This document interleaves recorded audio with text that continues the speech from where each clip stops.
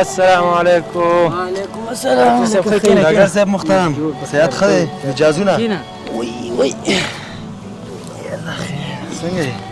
شکر ته ښه یې؟ الحمدلله خپل ته ښه یې؟ الحمدلله. صحت دې ښه ده؟ په خیر یې؟ ډاکټر صاحب څنګه داسې خفه خفه ښکارې؟ خیر خو به وي؟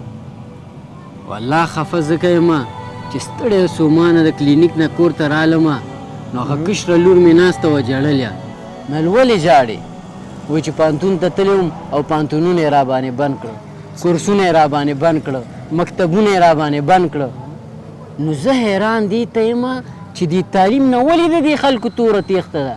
هم د دې تعلیم د وجې خو خلک سپوږمۍ ته وختل او موږ ورځ تر بلې شاته روان یو. دا نو څه شی شو؟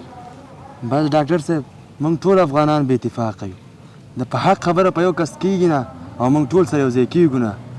بس ته به وکړه الله دې رحم وکړي. بلکل. بس دوی موږ د خوږې ګوتې نه نیولي یو، نه څه ویلی شو او نه څه کولی شو. یو طرف ته ډانګ دی نو بل طرف ته پړانګ دی. بلکل. او ډاکټر صاحب ستا خو مشره لور ډاکټر هم ده که نه؟ او که نه مشره لور مې ډاکټره ده، همدا خو د تعلیم نتیجه ده که نه چې په ورځ کې تقریبا 200 ښځینه مریضانې ګوري. بلکل. نو که چېرته زما لور ډاکټره نه وي، ستا لور نه وي، د بل نه وي او ښځه حامله مریضه شي نو بیا به هغې له څوک ودرېږي؟ سړی به ورته ودرېږي. بیا هغه ټیم کې مونږ کې غیرت چېرته؟ بلکل ډاکټر صاحب سمه خبره دې کړه. خو په موږ چې څوک دا بندیزونه لګوي که نه د دوی نه ښځې دلته دي او نه کورونه دلته دي، ټول یا خارج کې دي یا ګاونډي هېوادونو کې دي. هغوی ته څه غم دی؟ بس چې تباه یو موږ او تاسو تباه یو. بلکل. زه الله دې پکې خیر واچوي. زه ورځم کلینیک ته چې مریضان راځي او ناوخته کېږي. بس ورشئ ډاکټر صاحب. صحیح ده. سلام مخه علیکم.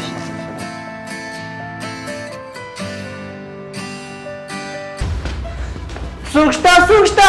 ډاکټر صاحب ښځه مې په ماشوم باندې بیماره ده. ډاکټر صاحب ژر راشئ. څه خبره ده؟ ډاکټر صاحب ښځه مې په ماشوم باندې منډه بیماره ده. منډه ورسره ونیسه.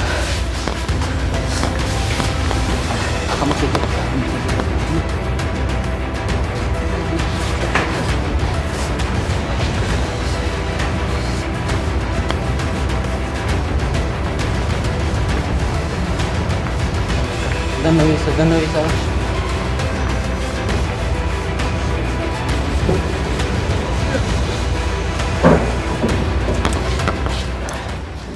کاکا ته دلته ودرېږه، زه ورځم ستاسو مریض ته. الله به خیر کړي. زه یم که نه؟ سمه ده. ودرېږه. ته ولې ورځې؟ ښځینه ډاکټره نشته چې ور ویرېږي. ته به زما ښځې ته ولاړې. آفرین شه کاکا. او په تاسو شه چې د مکتب خبره شي وایي جینکۍ د مکتب ته نه ځي، چې د کورسونو خبره شي وایي جینکۍ د کورسونو ته نه ځي، چې د پوهنتون خبره شي وایي جینکۍ د پوهنتون ته نه ځي. نو بیا ډاکټره د اسمان نه راکوشي او که نه چې د مور نه پیدا شي باید هغه ډاکټره اوسي. عجیبه خلک یا. ګوره ډاکټر صاحب دعوه خو د دې خبرو نه دی او دا خو بده خبره ده چې یو نارینه دې زما ښځې ته ولاړي او د هغې په بدن باندې دې لاس وخي. نو کاش چې تاسو دا سوچ وکئ که نه، همدا خو درته مونږ وایو که نه. صرف ډاکټري مهمه نه ده. که ښځه تعلیم وکړي نو هغې نه یو ښه لور جوړېدلی شي چې په سخت وخت کې د خپل پلار سره ودرېږي. که ښځه تعلیم وکړي نو هغې نه یوه ښه مور جوړېدلی شي چې د خپل اولاد صحیح ساتنه وکړي. که ښځه تعلیم وکړي نو هغې نه یوه ښه مېرمن جوړېدلی شي چې خپل خاوند سره په سختو حالاتو کې ودرېږي. که ښځه تعلیم وکړي نو هغې نه یوه ښه استاذه جوړېدلی شي چې زما او ستا لور ته بیا ودرېږي او درس ورته په مکتب او پوهنتون کې وښایي. بیا به ضرورت نه وي نارینه استاذ ته. او که ښځه تعلیم وکړي نو سبا به ستا او زما ښځې او لور ته ودرېږي او د هغې به درملنه کوي. بیا به نارینه ډاکټر ته ضرورت نه وي. خو نه پوهېږم چې د تعلیم په وخت کې ولې موږ او تاسو کې غیرت او پښتو را پیدا شي. د غیرت او پښتو ته خو نور هم ډېرې لارې. ډاکټر صاحب عملیات په خیر سو، ماشوم پیدا سو، ماشوم هم ښه دی او مور یې هم ښه ده. زه ډېره یا الله ستا لاک لاک شکر دی چې زوی مې پیدا شو. ډاکټر صاحب ته خو دلته ولاړې نو اپریشن چا وکړ؟ زه ستاسو په شان جاهله نه یم.